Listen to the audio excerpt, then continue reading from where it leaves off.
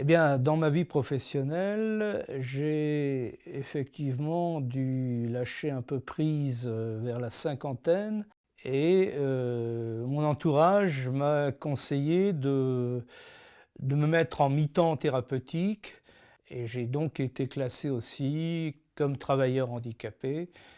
Ce passage à l'invalidité pour moi a été difficile sur le plan psychologique, je dirais, au départ. J'ai dû aussi, faire des démarches pour être reconnue, personne handicapée, ce qui est pas forcément facile d'accepter ça à 28 ans. Suite à ça, j'ai dû changer aussi, de poste de travail parce que la station debout était, plus possible. La station assise était assez difficile aussi, mais le plus contraignant, c'était le port de charges lourdes. Donc je me suis, redirigée vers, le médecin du travail qui, m'a aidée dans les démarches pour changer de poste. Il y a une quarantaine d'années, on m'a prescrit, des sels d'or et ensuite du méthotrexate. À l'époque, nous n'avions pas connaissance des biothérapies, donc je n'ai pas pu en profiter. Malgré tout, j'ai eu l'opportunité de, comment dirais-je, faire la connaissance d'un ostéopathe qui m'a pris en charge, voilà, une vingtaine d'années et compte tenu de mon état inflammatoire permanent au niveau de la plupart des articulations, a pu, m'aider à être, malgré tout, relativement actif. Les traitements que j'ai utilisés, principalement, ça a été, au démarrage des traitements systémiques et j'ai fini par des traitements, biothérapie. Au niveau des effets secondaires, il y en a quelques-uns aussi, comme la fatigue, surtout quand on démarre le traitement, les douleurs qui se réveillent,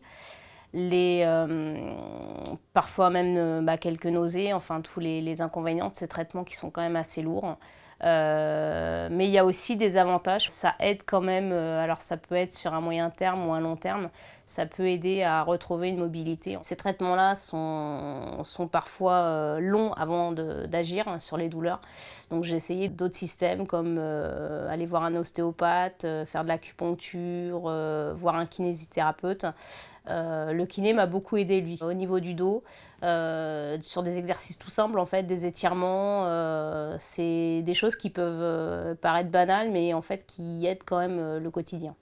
Si j'ai un message à faire passer aux médecins, c'est d'abord de continuer à être à l'écoute des patients, mais de ne pas négliger la douleur, de ne pas négliger la fatigue, parce que la fatigue, c'est pas psychologique. Elle est là dans chaque chose qu'on fait dans le quotidien. Et d'apporter aux patients un soutien à la fois psychologique et médical pour l'aider à l'accompagner. La maladie, elle n'est pas facile. Elle nous arrête sur beaucoup de choses qu'on fait ou qu'on faisait. Mais il y a plein d'autres moyens de pouvoir vivre avec cette maladie aussi. Ne restez pas seul. La maladie, le rhumatisme psoriasique n'est pas facile à vivre, mais il y a des personnes qui sont là pour vous écouter, vous aider, notamment le médecin du travail s'il y a besoin d'un aménagement de poste ou d'un changement de poste, le médecin traitant, le rhumatologue et bien sûr l'association pour la lutte contre le psoriasis.